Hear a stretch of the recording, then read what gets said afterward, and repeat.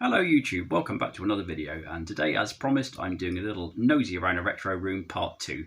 About a year ago that I did the original one. I did say it was a work in progress, and now I think I've got it set up pretty much how I want it, so yeah, I thought I'd give you a little look around, see how things have changed.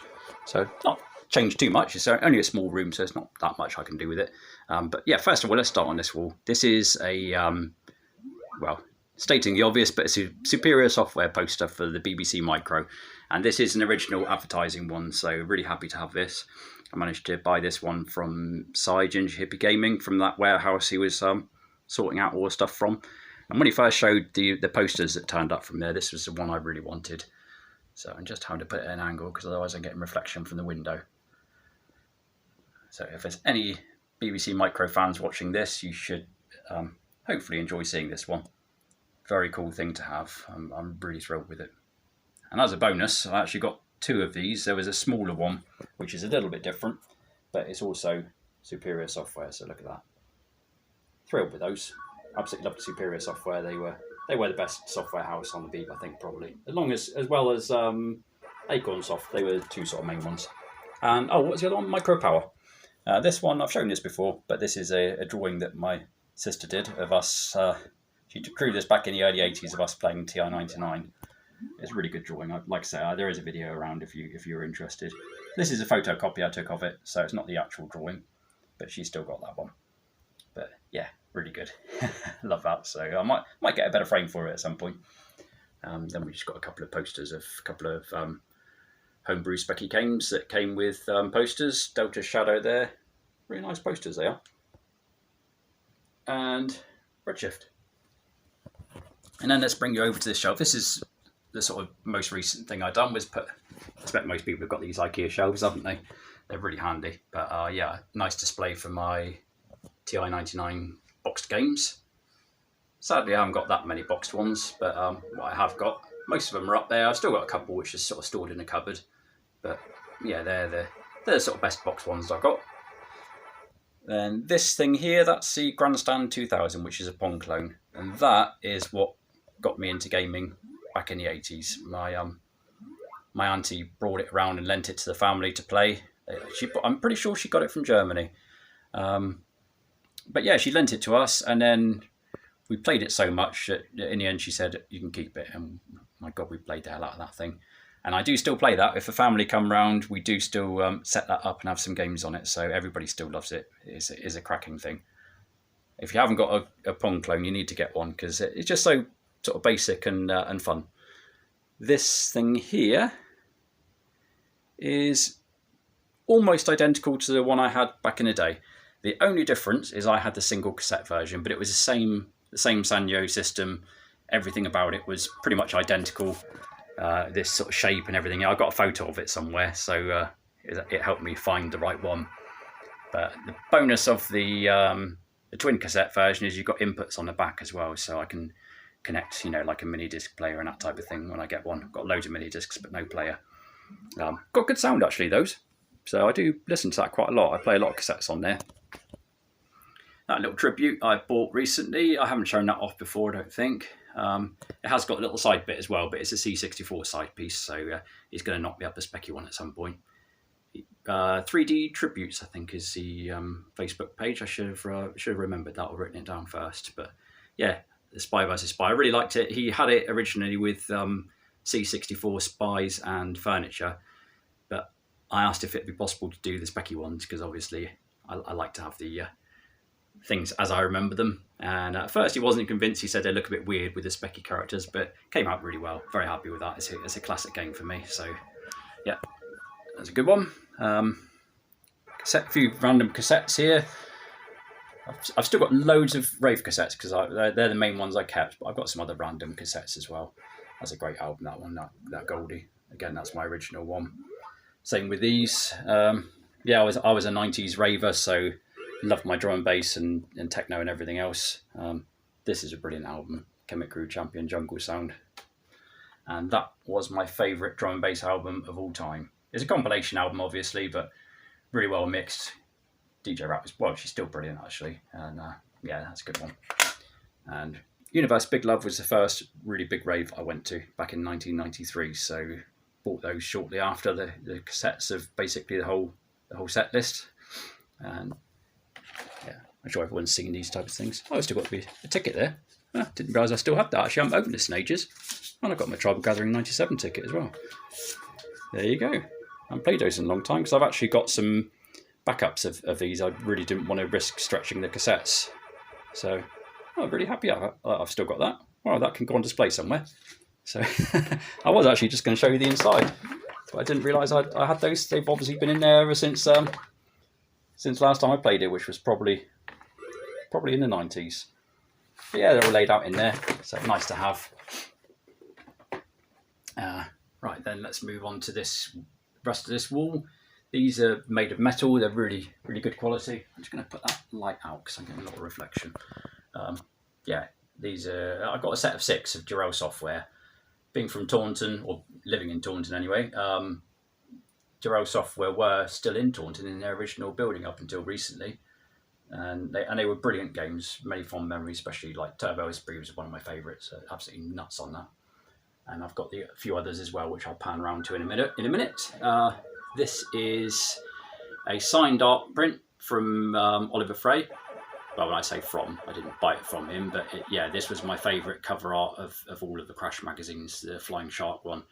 And Chris Wilkins that's got Retrofusion books? He was selling off some prints which were signed by Oliver Frey when he was still around. So yeah, that's a signed one. So I was really happy. When he started selling those, I just kept on looking. I thought, I wonder if a Flying Shark one will appear. So when it did, I grabbed it really quick. So I've had that quite a while now. But still love it. It's just beautiful artwork, that. Something quite special. And of course, it's really nice to have it signed. Pac-Land poster, I've had that quite a long time. I think that came with the +3 disc. I don't know where it came from, but I just bought, somebody was selling it once on it's either eBay or a Facebook group. So that's quite nice. It's my wife's favourite game, and a game I've got a lot of fond memories for as well. I used to love this too. So there's the rest of the Durrell Software metal plaques. Really nice. It sort of makes use of that little sort of column there, which is obviously for drainage. That picture there, I just picked that up from, I think it was in HomeSense. Just wandered in, it was there. I thought, oh, that's really nice. So I grabbed it. Love Donkey Kong. So I'll come back to here again. And we'll go down to the next level. There's a load of specky cassettes. All great games. I think I'm pretty much up to the vast majority of Spectrum games that I want now. So if I get any more, I'll probably move some of the others on. The sort of games, there's some which you've got good memories of, and when you play them you think, oh, they're not so good anymore. But yeah, most of those I really enjoy. I do play them. And then I've got TI-99 Atari Soft games there. These are my Atari 8-bit cartridges. And these are TI-99 cartridges again. So yeah, although they're hard to get now, sadly, I've got a pretty decent collection of them. Most of them are unboxed. I don't mind that because I haven't really got space for tons of boxes anyway. But there are definitely quite a lot of TI-99 games I would like to add. So if anyone ever sees any for sale anywhere, please do let me know, because I don't very often see them. It seems like not that many people in the UK had the old TI-99. And yeah, here we are, that TV screen. I've got a couple of systems connected up to this. That's currently showing the Beeb. And there is my BBC Master, which is a beautiful machine, I think. I've had this a little while now, and I do play it a lot. You'll have seen I've done quite a few videos on there. Personally, I think that takes some beating as a beautiful computer. I really do think it's nice. And this thing here was a recent addition, because I did have it connected up with a Gotek, and then I had an additional disk drive, which I never managed to get working. But this thing's really cool. It's nice, it's all in one case, and you've got the little flick of the switch here. I can change over between the Gotek drive and the disk drive. And really for me, back in the day, all of the games I played on a Beeb were all obviously off of floppy disks, so it's nice to be able to play them that way for the full nostalgia effect. And that thing there, which I've shown before, the old tracker ball, I use that for missile command. And because I play it quite a lot, I like to keep that plugged in. More important for me than a joystick, because I tend to play games with keyboard on there. But yeah, really pleased with that setup now. That's all complete. So that's good.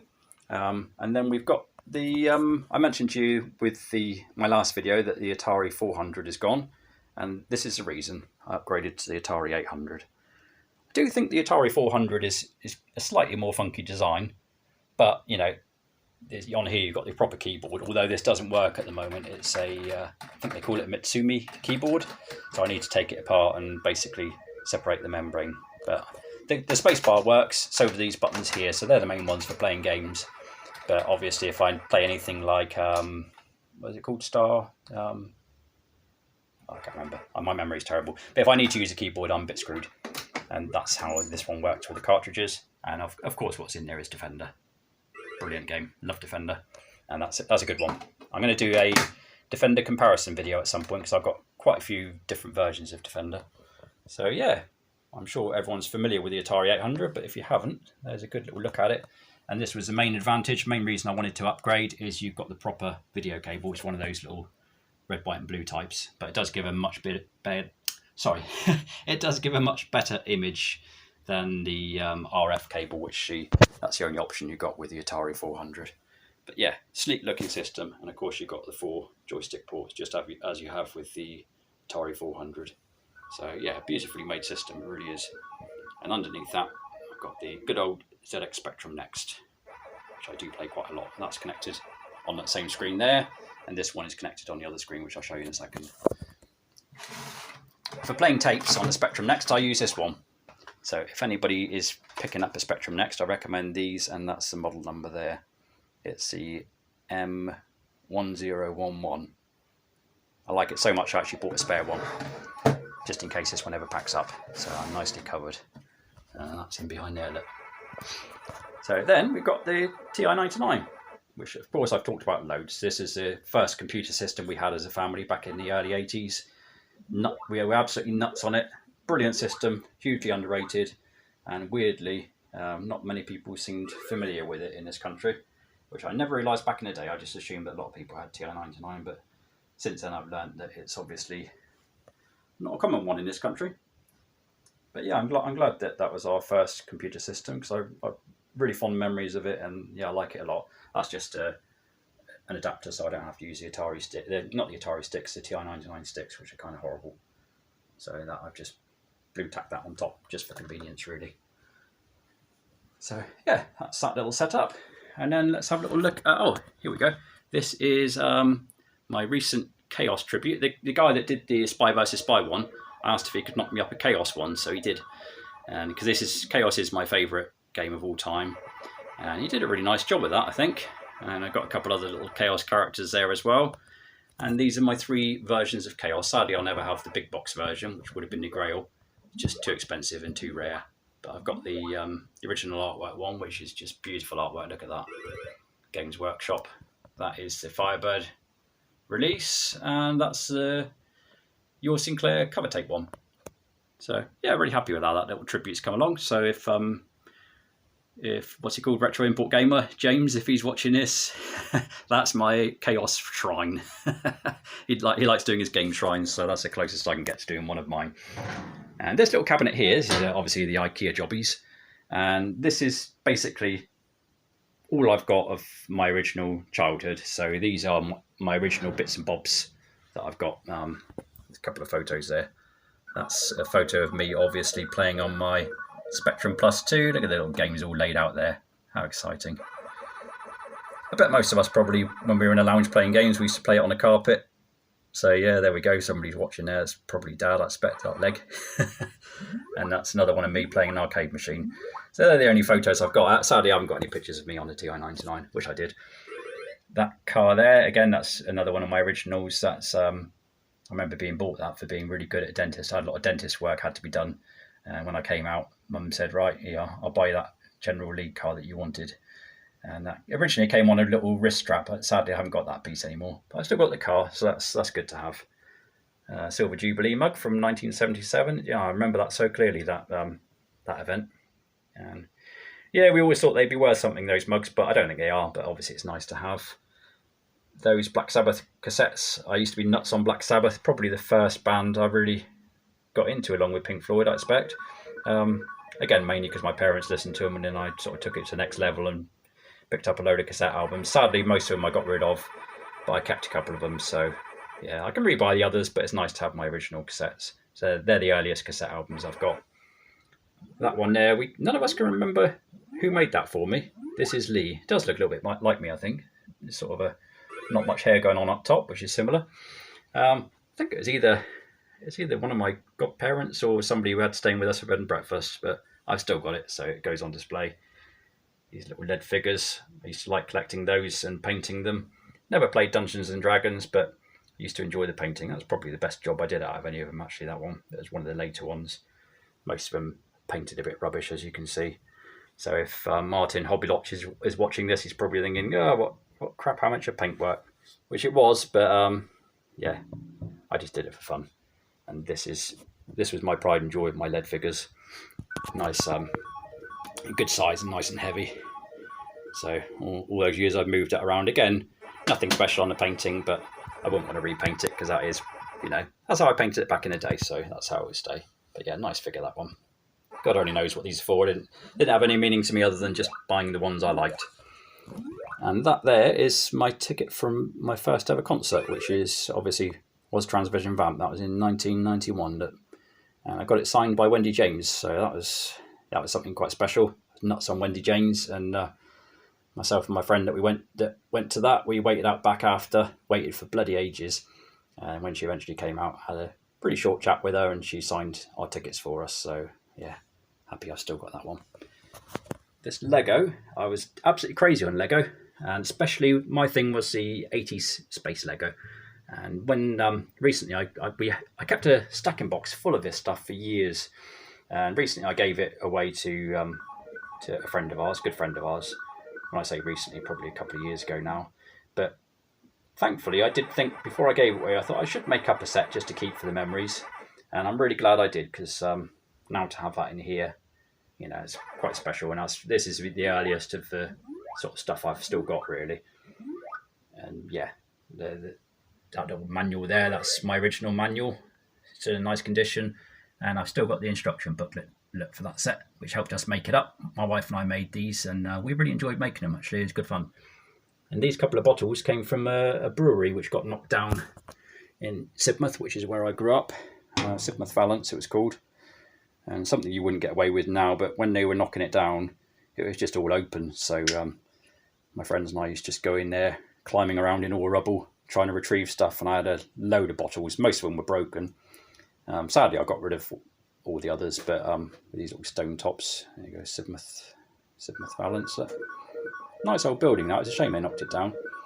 But over the years, I've sort of moved around and I've just dumped loads of stuff, really. But I've kept a couple. So that was another good one. It's got the Sidmouth Valence on the bottom. That little dinosaur there. I used to have loads of dinosaurs. And again, when I was going through a Lego box, I found that one was in there. So I thought I'll keep him. It's got little marks there where I used to chew that top fin. And little, was he called Twiggy? Was it from Buck Rogers? Or Metal Mickey? I can't remember which one. Twiggy, I think. But yeah, he was in the box as well. And I remembered him. I thought, I better keep him. So I got a few bits and bobs from that lot. And this as well, this is the other set that I made up from my original stuff. So yeah, I really always liked that set. I was really fond memories of those. And again, I've got the instruction booklet to go with it of how to assemble it. So tried to sort of display it a bit like it is on the back there, if you notice, kind of.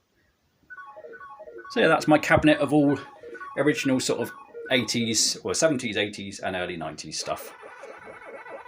Just a couple of bits of crap down the bottom there, which I need to clear out. That's my arcade 1-up, which I've done videos of before. Really happy with that one, the old Pac-Mania one. I think it fits really nicely into that space, and yeah, I do enjoy playing it. I must admit, if I had a chance to upgrade to the Atari 50 one, I'd be very tempted. That looks a really cool machine. But yes, I do. Not everybody likes the arcade 1-ups, but I think it's pretty good. That's just on demo of which one's this? Pac-Man Plus, I think. It's actually Pac and Pal is my favourite one to play on there. That shelf there, another IKEA shelf of just some random games which don't look very good from the side. A couple of video pack games there, and Sabre Wolf, of course. Ultimate game, that's my favourite of the Ultimate games. I was always nuts on Sabre Wolf. good fun game. Rebel Star, Munchkin. This one's really good. What's that called? Crazy Chase. Yeah, that's a really good game. Orc Attack. That's a Atari 800 one. And then we come over to this side, and over here we've got my original Amiga, which I was looking the other day at this because I don't play it much, but I'm pretty sure this had a really uneven pattern to it when I first got it out of the storage box and set it up, and now it doesn't. So the only thing I can think is it's naturally basically sun bleached, and it's sort of taken the discoloration away. Unless I'm going crazy, I'm pretty sure it had a lot of really sort of weird aging colour to it. But yeah, these days, since I've got the arcade one up, because it gets a lot of sun in this room, I do close the blind every time. When I finish in here, because somebody told me that the sun tends to fade these transfers out. So yeah, I want to keep those good. That's my CRT television, which is obviously a VHS one. That's got Super Off-Road in there at the moment. Cracking version of that game. My original SNES, which I was really happy that I kept that. This thing here is a wireless controller. I'd seen this ages ago, and it was just out of stock for months on end. And randomly it just appeared back in stock. It was only about 13 quid. So I grabbed it, and then it was out of stock again before I could recommend it to anyone else. But it works really well. I like it. I've still got my original controllers for it, but it's nice to have the sort of freedom of wireless, and it plays really, really nicely on there. It's got a nice feel to it. So yeah, I think even that might have lost a bit of its aging. It might be just the my phone's making it look whiter than it is, so that's kind of more realistic if I drop the brightness down. Then we've got the video pack. I've only got the 2 games for that, which is obviously Munchkin and Crazy Chase, but I do plan to pick up a few more. It's a good system actually. So that's all hooked up to the CRT there. And then if we come over a bit further, the old ZX Spectrum Plus 2. This is not my original one, but this is what I owned, as you've just seen on the picture. But this, I think I need to get the heads cleaned on it, because I've tried doing it, but it's really temperamental lately, and I don't know what's happened to it. But I got that set up on this television, which that's the first big purchase I made when I was a kid. This isn't the exact one, but it's the exact same one, the old Ferguson. And for full nostalgia, it's nice now and again to play this on here. It's also, I've got the cable there to hook it up to the CRT as well over that side. But it's nice to play it, even if it's black and white, just for the sort of memories of it, because that's in my bedroom. That's how I had it set up, that one with that television. So yeah, it's really good. These are just random sort of double jewel cases, which won't fit anywhere else. I can't put those in any racks, but they work quite well there. So I've got quite a good collection. Again, I've got most of the ones I want now. There aren't many really left that I really want to pick up. As I've mentioned before, I'm kind of a collector, but really I only collect stuff I want to play. So it's not like I want to sort of just fill shelves and shelves with games. It's stuff I've got is only things I want to play, really.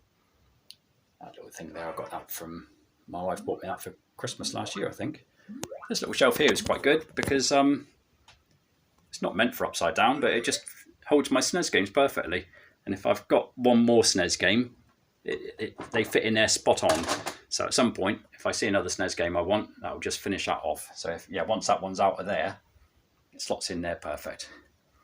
That's my PlayStation, which I don't really play much. I don't really have the same nostalgia for 16-bit as I do for 8 for some reason, with exception TI-99. My Frogger tabletop, Buck Monster, which I've showed recently. That's just a boxed Atari 800 game, Mountain King. The only one. No, I've got 2 boxed ones. And those are my BBC Micro Monster joystick. That joystick is a BBC Micro one, so I do use that now and again. And then no change up there. I think I had that shelf there last time. So mainly TI-99 games, skid marks, and that little set there, which was a great compilation. Again, these are my original Amiga games. So they do work, but they are a bit of a bugger to get them to load. I'll probably put a dirty disc in there at some point, and I need to give the heads a clean on the Amiga there. But at some point I might get one of those memory card things where I can just load games into it and play them that way. This thing here, I wonder if anybody remembers these. They were OXO, the good old OXO cubes. You could buy multi-packs of OXO cubes, and they came with these cassette racks, which I think is really a weird idea for for a brand like Oxo. But because of that, I used to have several of these back in the day, so I picked up a set. Nice to have them back. Happy memories, and yeah, so I've got those 4. My plan is to put more underneath, because you've got these little grip things here. I can just sort of slot them in underneath there. So I'm hoping to eventually maybe have 3 rows of them. So there'll be a lot more storage there for my Spectrum games if I pick up any more. But like I said, I don't think I need much more really. This was quite a recent pickup as well, this IKEA tool unit. I think a lot of people have got these. They're really handy, because most bigger size boxes will fit in those. And some VHS cassettes as well. A couple of sleepy dogs. Yeah, look at that, look at that shape. He's absolutely crashed there, look. So yeah, so there's the other one. Yeah, they're nice and chilled there. They do tend to, when I'm in here, they usually be asleep there behind me. And this wall I kind of made up of tribute to my rave days. These are all posters. These are all flyers that I got back in the day from raves that I went to. So there's a few here. I went to absolutely tons and tons of raves. I used to have all of the flyers of all the ones I went to, but I got rid of most of them a few years ago. But some of them I kept, which I'm glad I did. That's Universe Big Love, which I just showed you a ticket of just now. So I probably might attach it. Oh, the ticket might just slot in there, look. Trouble Gathering. Got the tickets for those two, look. Trouble Gathering 95 and 96. And I think I saw the ticket just now for the 97 one. So yeah, got the flyers for those. They're proper booklets actually, so you can take those out and have a little look. That beach festival there was amazing. That was down in Carlisle Bay, and it had the whole bay. It's just such a good. That's probably the best ever festival I went to on the beach. We had perfect weather, and it was amazing. You had a drum and bass arena at the end of the bay, which was just going all night basically, and you had the Cornwall Coliseum, and there was an outdoor stage as well. You had like Red Snapper and everyone playing. It's just an amazing event. That was brilliant. Hello, that's my Kilkenny beer mirror, which I nabbed from a pub that I used to work at in a hotel. Yeah, always kept hold of that. Revelation. We used to go to loads of these. That was Plymouth Warehouse. The original ones were in a little place called Verbier Manor, which famously appeared on what was it called? Was it something Cook? The Cook Report. And they closed it down because of drugs and that in there. So then they moved to Plymouth Warehouse. But yeah, they were great value. It was only like you pay something like £6 or £7 to go in there. Really good DJs. So yeah, went to absolutely tons of those. Dance Planet. That one there, Euphoria. That was the first ever rave I went to. Plymouth Warehouse. What's that beginning? Oh, middle of '93. Look, so I went to that, and then I went to Universe Big Love just after. And a couple others. That one there, that was the event that killed Obsession, sadly. I used to go to quite a few Obsession ones, and I went to that. Didn't know it was cancelled actually until we got to the bay. And I went to drive down, and there was a guy there at the top saying, "Sorry mate, it's been cancelled." And that was going to be the world's largest ever beach party. That was going to be an amazing event. Yeah, I still got the ticket somewhere. I think it might have it over here actually. What have I done with that? So I was thinking about putting that display with it. Oh, there we go. There we are, look. There's a ticket for it. The event that never happened and also killed Obsession. They came back later as Obsessed. They sort of renamed it. But yeah, Obsession, they were great back in the day for any other fellow ravers from the 90s. And I think that's basically it, actually. So yeah, really happy with how the rooms all come together. Got everything I want there. I've got a couple of other systems as well which aren't set up. I've got a Sega Master System which I'll probably set up around here somewhere so I can sort of plug that in when I want. I'm just tidying up, and I did have a lot more crammed on this table here, but it just looked a bit too much. And like I say, everything I've got here, it's all set up ready to play. I don't like things which are sort of there, not ready to go, because otherwise I just end up not playing them. So everything that's there, I can just switch it on and start playing on one of those screens. So yeah, there we are. One last little pan around. Yeah, pretty good. It's I know a lot of people cram tons and tons of stuff into their rooms, but to be honest, for what I want, this is perfect for me. I don't really have much need of anything else. So Obviously, as with everything, there'll be a few little things added. I do want one more of these shelves just to go up there. So that's why I've left a bit of space up there, because it'll just give a bit of more room to display some of the sort of larger boxes which I've got sort of tucked away. Yeah, so there we are. I hope you enjoyed that little tour. Oh, and that little chap there, for anyone that doesn't know, he's a Darwinian. There was a game called Darwinia, and it was absolutely brilliant. That came with a special edition. I've got a blue one as well. It came with the 2 characters. It was like a tinned box. Don't think I've got the box anymore. But cracking game if anyone likes real-time strategy games. Really good. So, yeah, there we are. I think that's a good enough look round. Over half an hour video, so sorry if I sort of rambled on a bit, but if you know me, I always do. Anyway, thanks a lot for tuning in. I'll catch you another time. That is all.